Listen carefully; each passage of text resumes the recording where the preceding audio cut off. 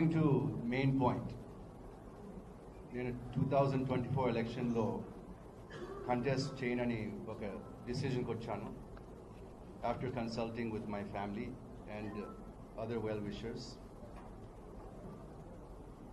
ఎందుకంటే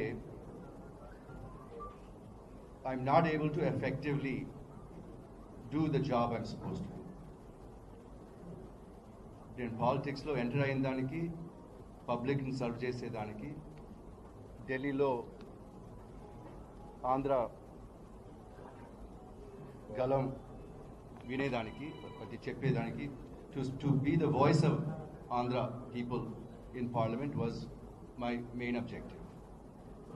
కానీ political limitations వల్ల I can speak against centre, business limitations వల్ల I can speak against the state. క్వైట్గా